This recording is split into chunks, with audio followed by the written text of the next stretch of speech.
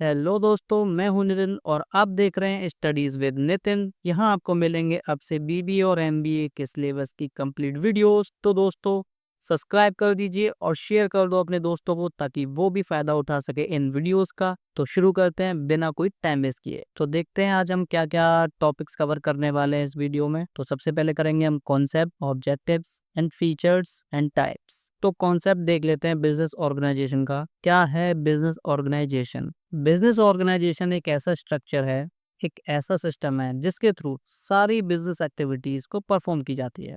ये डिसाइड करता है कि रिसोर्सेज रिसोर्सेज यानी कि लैंड, लेबर, मशीन, इक्विपमेंट्स, ये सारी रिसोर्सेज हैं। तो डिसाइड करता है कि इन रिसोर्सेज को कैसे कोऑर्डिनेट करके, कैसे इफेक्टिवली यूज करके बिजनेस के ऑब्जेक्टिव को अचीव किया जाए। बिजनेस का ऑब्जेक्टिव्स क्या होते हैं? जैसे प्रॉफिट कमाना, ग्रोथ करना और कस्टमर को सेटिस्फाई करना। सिंपल शब्दों में कहें तो बिजनेस ऑर्गेनाइजेशन क्या एक ऐसा फ्रेमवर्क है जिसमें बिजनेस स्मूथली और इफिशिएंटली ऑपरेट करता है। स्मूथली और इफिशिएंटली इसलिए ऑपरेट करता है क्योंकि हम जो भी रिसोर्सेज बिजनेस में यूज करते हैं वो सारी रिसोर्सेज हेल्प करते हैं बिजनेस को इफेक्टिवली और स्मूथली ऑपरेट करने में। तो हर बिजनेस ऑर्गेनाइजेशन का अपना अपना ऑब्जेक्टिव होता है, अपना अपना गोल होता है, अपना अपना टारगेट होते हैं। तो बिजनेस ऑर्गेनाइजेशन के ऑब्जेक्टिव्स हैं इकोनॉमिक ऑब्जेक्टिव, मतलब कि प्रॉफिट कमाना, ग्रोथ और एक्सपेंशन को इंश्योर करना, रिसोर्सेज का एफिशिएंट यूज करना। सोशल ऑब्जेक्टिव है कुछ, good quality and services provide करना, फेयर प्राइस चार्ज करना, एम्प्लॉयमेंट अपॉर्चुनिटीज क्रिएट करना, सोसाइटी की नीड्स को फुलफिल करना। ह्यूमन ऑब्जेक्टिव है एम्प्लॉयज की वेलफेयर को इंश्योर करना, सेफ वर्किंग कंडीशन देना, ट्रेनिंग एंड डेवलपमेंट प्रोवाइड करना और एम्प्लॉय मोटिवेशन और सेटिस्फैक्शन मेंटेन करके चलना। तो बिजनेस ऑर्गेनाइजेशन के फीचर्स देख लेते हैं। फीचर कौन कौन से होते हैं? जैसे गोल ओरिएंटेड, मतलब कि प्रॉफिट कमाना, सर्वाइवल करने के लिए कंपटीशन करना मार्केट में, और बिजनेस की ग्रोथ करना, लॉन्ग रन में बिजनेस को एक्सपेंड करना। दूसरा है कॉम्बिनेशन ऑफ रिसोर्सेज। रिसोर्सेज मतलब कि ह्यूमन रिसोर्सेज, मनी, टेक्नोलॉजी, इनका एक कॉम्बिनेशन होता है। तो बिजनेस में काम करने वाले लोग यानी कि ह्यूमन रिसोर्स, ऑपरेशन के लिए फंड जो होता है वो मनी, और इफिशिएंसी बढ़ाने के लिए मॉडर्न टूल्स और टेक्निक्स मतलब टेक्नोलॉजी। तीसरा है division of work. Division of work का मतलब है कि लोगों के बीच में काम को डिस्ट्रीब्यूट करना ताकि काम आसानी से और जल्दी हो पाए। अपने अपनी स्पेशलाइजेशन के अकॉर्डिंग लोगों को उनके काम दिए जाएं। इससे क्या होता है कि काम जल्दी होता है और समय पे होता है। चौथा फीचर है कोऑर्डिनेशन। इसमें क्या होता है कि सब लोग मिलकर काम करते हैं, एक टीम वर्क में काम करते हैं, उनके यूनिटी ऑफ एफर्ट्स होता है, अलग अलग डिपार्टमेंट का काम करने का कॉम्बिनेशन होता है, और रिसोर्सेज और टाइम सेव होती हैं। उसमें ना वेस्टेज को अवॉइड किया जाता है। तो पांचवा है कंटिन्यूटी। कंटिन्यूस प्रोसेस होता है, बिजनेस रेगुलरली चलता है उसमें, और लॉन्ग टर्म ग्रोथ होती है, फ्यूचर डेवलपमेंट पे फोकस बहुत ज्यादा रहता है उस पर, और सिर्फ एक ट्रांजेक्शन तक सीमित नहीं रहता, वो आगे चलता रहता है। लास्ट देख लेते हैं फ्लेक्सिबिलिटी। फ्लेक्सिबिलिटी का मतलब होता है कि मार्केट में नई ट्रेंड्स के हिसाब से एडजस्ट करना पड़ता है। जैसे कि कस्टमर की नीड्स कभी भी चेंज हो सकती हैं, टेस्ट चेंज हो सकता है, या फिर कोई भी कंपटीशन मार्केट में नया आ सकता है। तो उसके अकॉर्डिंग हमें फ्लेक्सिबल भी रहना पड़ता है बिजनेसेस को। तभी हम मार्केट में ट्रेंड कर पाएंगे, तभी हम मार्केट में compete कर पाएंगे अपने कंपटीशन में। नेक्स्ट देखते हैं type of business organisations. Different type की बिजनेसेस होती हैं, डिफरेंट टाइप के ऑर्गेनाइजेशंस होते हैं। तो उन्हीं को डिस्कस करते हैं कि कैसे कैसी ऑर्गेनाइजेशन होती है, कैसे कैसे टाइप के बिजनेसेस होते हैं। तो पहला टाइप है सोल प्रोप्राइटरशिप। इसमें क्या होता है, सिंगल पर्सन ही बिजनेस को रन करता है, बिजनेस को ओन करता है। वही सिंगल पर्सन जो होता है सारा पैसा खुद लगाता है, बिजनेस पर फुल कंट्रोल करता है, सारी अर्निंग्स को खुद एंजॉय करता है, सारे रिस्क का जिम्मेदार भी खुद होता है वो। तो दूसरा टाइप है पार्टनरशिप, यानी कि दो या दो से ज्यादा लोगों के द्वारा ओन करा गया बिजनेस। उसमें क्या रहता है कि जितनी भी अर्निंग होती है उसको डिवाइड किया जाता है, जितने भी उसमें पार्टनर्स होते हैं। कोई भी अगर नुकसान होता है तो सारे मिलके नुकसान उठाते हैं। उनकी जो भी रिसोर्सेज होती हैं उनका पूल बनाते हैं, जैसे कि पैसा और प्रॉपर्टी को कंबाइन करते हैं आपस में। सभी पार्टनर्स अपनी अपनी स्किल्स और नॉलेज को यूज करते हैं बिजनेस में प्रॉफिट अर्न करने के लिए। तो तीसरा है जॉइंट हिंदू फैमिली। ये है जॉइंट हिंदू फैमिली, एक ट्रेडिशनल बिजनेस ऑर्गेनाइजेशन है जो सिर्फ इंडिया में हिंदू लॉ के अंडर एग्जिस्ट करता है। जो भी फैमिली का हेड होता है वो बिजनेस को मैनेज करता है, वो उसे कर्ता कहते हैं। और इसमें जो भी फैमिली का हेड होता है वो बिजनेस को कंट्रोल करता है। सिर्फ फैमिली मेंबर्स ही शामिल होते हैं इसमें। फैमिली की प्रॉपर्टी जॉइंटली ओन होती है। तो चौथा टाइप है कंपनी का कोऑपरेटिव सोसाइटी। ये एक वॉलंटरी एसोसिएशन है जिसमें लोग अपनी कॉमन नीड्स को पूरा करने के लिए मिलकर काम करते हैं। इसमें क्या होता है कि कोई भी फ्रीली ज्वाइन कर सकता है और इसमें जो एम होता है कंपनी का वो मदद करना होता है, पैसा कमाना नहीं होता। और इसमें क्या होता है कि वन मेंबर वन वोट का सिस्टम फॉलो किया जाता है। चौथा टाइप है जॉइंट स्टॉक कंपनी। ये एक ऐसी ऑर्गेनाइजेशन है जिसमें कैपिटल शेयर होल्डर्स की फॉर्म में कलेक्ट किया जाता है। जो शेयर होल्डर्स होते हैं वो कंपनी के रियल ओनर होते हैं। लॉ सिर्फ उनके इन्वेस्टमेंट तक ही लिमिटेड होता है, मतलब लिमिटेड बाय लायबिलिटीज इसमें फॉलो की जाती है। इसमें क्या होता है कंपनी ओनर से अलग होती है, मतलब कि कंपनी एक सेपरेट है और उसके ओनर अलग है, मतलब सेपरेट लीगल एंटिटी का इसमें रूल फॉलो होता है। पब्लिक एंटरप्राइजेस वो बिजनेस होते हैं जो गवर्नमेंट के द्वारा ओन और कंट्रोल किए जाते हैं। पब्लिक एंटरप्राइजेस जो होती हैं सेंट्रल या स्टेट गवर्नमेंट कंट्रोल करती है। लोगों को सर्विस प्रोवाइड करने का एम होता है, पब्लिक वेलफेयर मतलब, और नेशन की ग्रोथ में काम करता है, वो इकोनॉमिक डेवलपमेंट में बहुत हेल्पफुल होती है।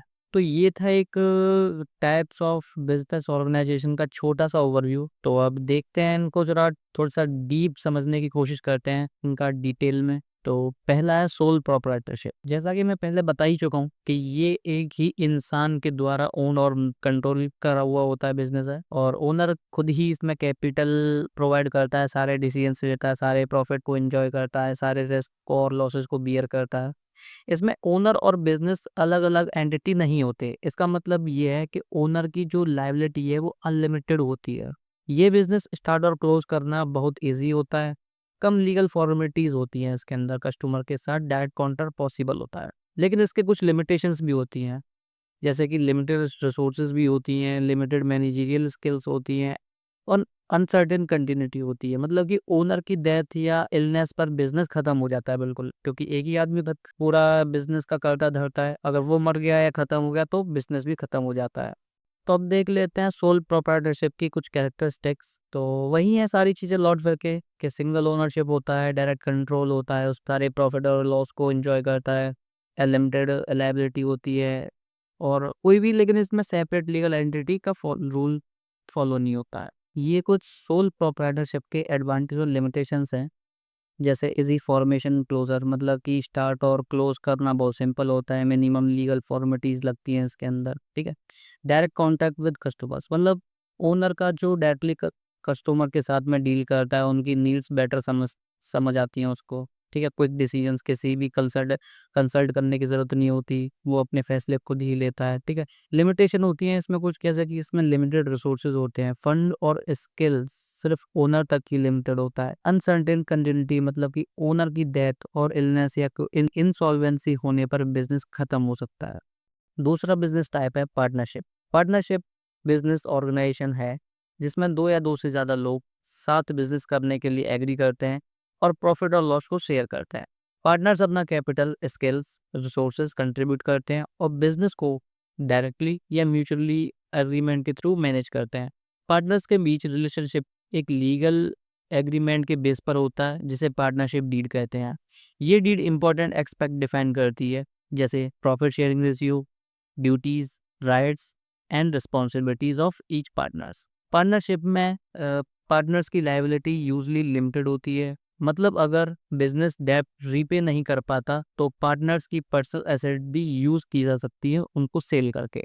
ये कुछ एडवांटेज एंड लिमिटेशंस हैं पार्टनरशिप के।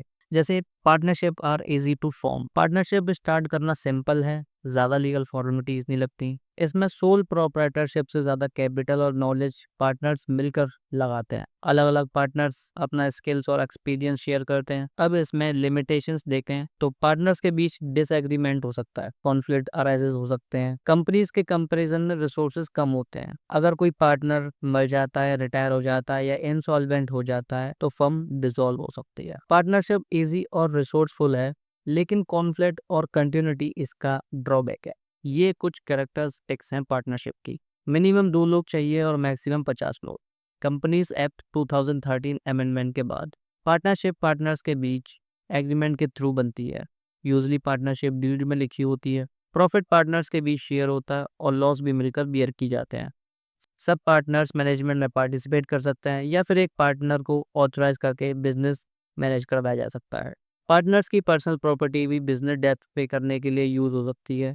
लॉ के नज़रिए से फर्म और पार्टनर एक ही होते हैं। सक्सेस और होनेस्टी के कॉपरेशन पर डिपेंड करता है। ये कुछ लिमिटेशंस हैं पार्टनरशिप की। पार्टनरशिप की लिमिटेड रिसोर्सेज होती हैं, सोल प्रोप्राइटरशिप से ज़्यादा होती हैं लेकिन कंपनी से कम होती हैं। अगर कोई पार्टनर मर जाता है या रिटायर हो जाता है या इंसॉल्वेंट हो जाता है तो पार्टनरशिप एंड हो जाती है। रजिस्ट्रेशन इंडिया में ऑप्शनल है लेकिन कंपलसरी नहीं, लेकिन रजिस्टर्ड फर्म को ज़्यादा लीगल राइट मिलते हैं। तो अब बात करते हैं दोस्तों ज्वाइंट हिंदू फैमिली की। ये एक यूनिक टाइप का बिजनेस ऑर्गेनाइजेशन है जो सिर्फ इंडिया में मिलता है। ये हिंदू अनडिवाइडेड फैमिली यानी कि HUF के मेंबर्स के द्वारा ओन किया जाता है और इसका मैनेजमेंट फैमिली हेड जिसे कर्ता कहते हैं, कर्ता है उसका हेड होता है।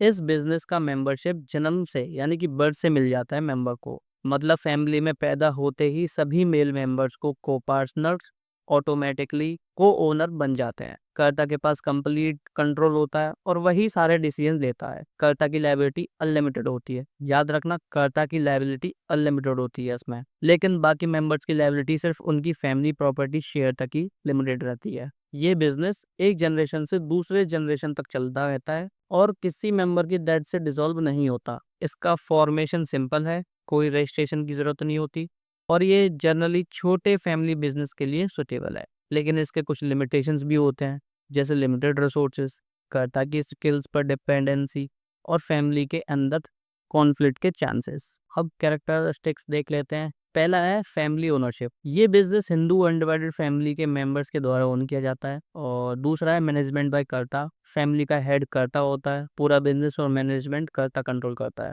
मेंबरशिप बाय बर्थ, इसमें मेंबर्स ऑटोमेटिकली बर्थ से ही जुड़ जाते हैं और एग्रीमेंट की जरूरत नहीं होती है इसमें। चौथा है लिमिटेड लायबिलिटी टू मेंबर्स। बाकी मेंबर्स यानी कि को पार्टनर्स की लायबिलिटी सिर्फ उनके फैमिली प्रॉपर्टी शेयर तक ही लिमिटेड होती है। अनलिमिटेड लायबिलिटी ऑफ कर्ता, कर्ता की पर्सनल प्रॉपर्टी भी बिजनेस के डेब्ट चुकाने के लिए यूज होती है या हो सकती है। नेक्स्ट है कंटिन्यूटी। ये बिजनेस एक जनरेशन से दूसरे जनरेशन तक चलता है। नो लीगल फॉर्मेलिटीज, इसका फॉर्मेशन बहुत ईजी है, रजिस्ट्रेशन की जरूरत नहीं होती। स्मॉल स्केल बिजनेस, ये ज्यादातर छोटे फैमिली ओन बिजनेस के लिए सुटेबल है। डिपेंडेंस ऑन कर्ता, बिजनेस की सक्सेस मेनली कर्ता के स्किल्स और उसके डिसीजन मेकिंग पर डिपेंड करता है।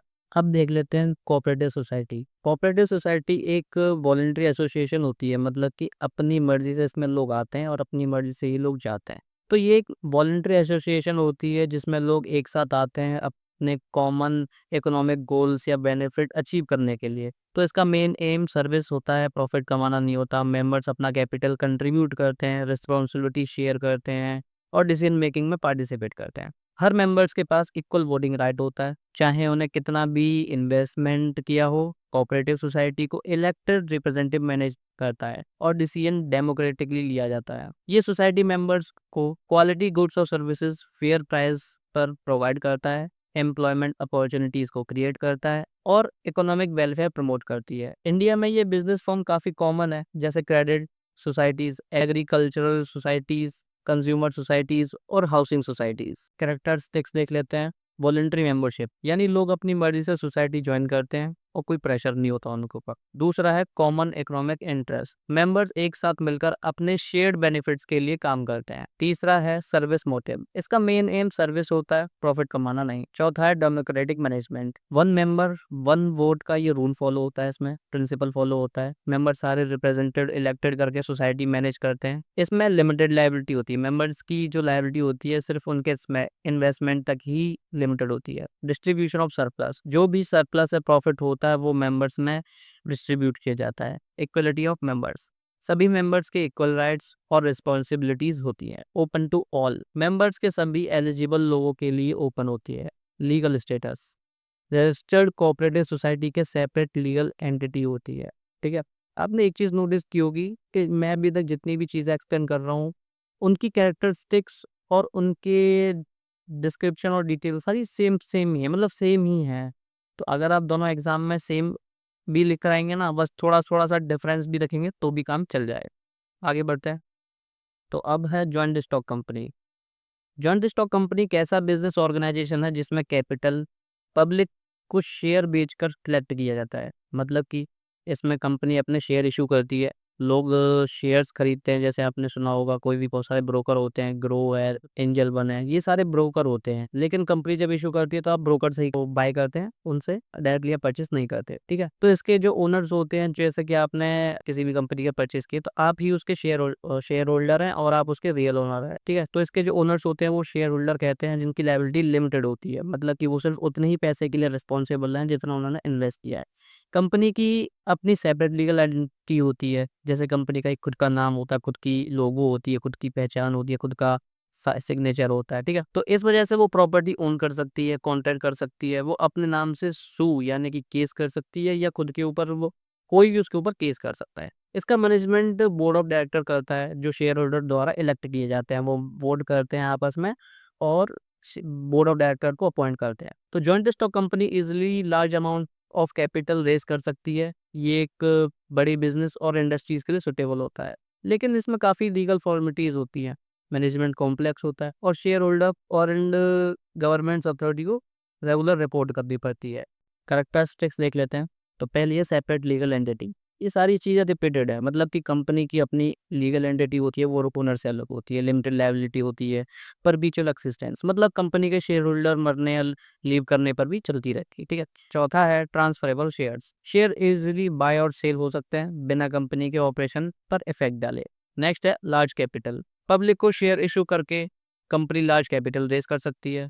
नेक्स्ट है management by board of directors. Share holder director elect करके हम जो डेली ऑपरेशन मैनेज करते हैं। नेक्स्ट है आर्टिफिशियल पर्सन। लॉ के अकॉर्डिंग कंपनी एक लीगल पर्सन है जो प्रॉपर्टी ओन कर सकती है, सू कर सकती है, सूड हो सकती है, ठीक है। Regulated by law. कंपनी को कंपनीज एक्ट और गवर्नमेंट रूल्स फॉलो करने पड़ते हैं। नेक्स्ट है प्रॉफिट मोटिव। कंपनी का मेन एम शेयर होल्डर्स के लिए प्रॉफिट अर्न करना होता है। और लास्ट है कॉम्प्लेक्स फॉर्मेशन। कंपनी बनाने के लिए रजिस्ट्रेशन, लीगल डॉक्यूमेंट्स और फॉर्मल प्रोसीजर जरूरी होता है। तो नेक्स्ट है पब्लिक एंटरप्राइजेस। पब्लिक एंटरप्राइजेस ऐसे बिजनेस होते हैं जो गवर्नमेंट द्वारा ओन और ऑपरेट किए जाते हैं। इनका मेन एम प्रॉफिट कमाना नहीं, बल्कि पब्लिक वेलफेयर और इकोनॉमिक डेवलपमेंट प्रमोट करना होता है। गवर्नमेंट इनमें कैपिटल इन्वेस्ट करती है और ऑपरेशन को अपने अपॉइंटेड ऑफिशियल्स या बोर्ड के थ्रू मैनेज करती है। ये enterprises essential goods and services produce करते हैं, एम्प्लॉयमेंट जनरेट करते हैं और गवर्नमेंट पॉलिसी इंप्लीमेंट करने में हेल्प करते हैं। Public enterprises generally large scale होते हैं, जैसे railways, electricity, oil and banking, ठीक है।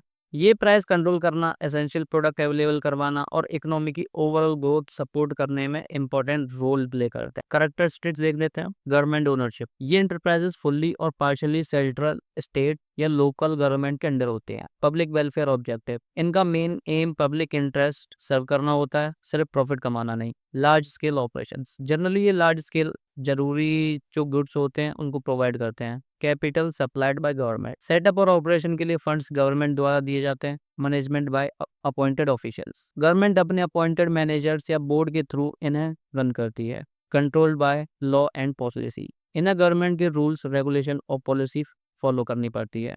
Continuous existence. Government leadership change होने पर भी कंटिन्यूसली ऑपरेट करते हैं। ये ऐसी कंपनी होती है, ठीक है। Promoters economic development. ये एम्प्लॉयमेंट जनरेट करता है, इंडस्ट्रियल ग्रोथ सपोर्ट करता है और प्राइस कंट्रोल करने में हेल्प करता है। तो आज का सिलेबस हमने कंप्लीट कर लिया दोस्तों। बाकी का देखते हैं नेक्स्ट वीडियो में, जहाँ से शुरुआत करेंगे हम नेचर से, फिर करेंगे उसमें स्कोप, फिर उसमें करेंगे business as a system, input output process model, business and environment interfaces, जिसमें economic, social, legal, political and technological के बारे में हम डिस्कशन करेंगे। तो मिलते हैं बच्चों अगली वीडियोस में। अगर आपको मेरी इस वीडियोस पसंद आई तो उसको लाइक कर दीजिए, नए हो तो चैनल को सब्सक्राइब कर दीजिए, और सबसे ज़रूरी चीज़, अपने दोस्तों को शेयर कर दीजिए ताकि वो भी इन वीडियोस का फ़ायदा उठा पाएँ। तो बाकी का टॉपिक करेंगे हम अगली वीडियोस में। जब तक के लिए बाय बाय।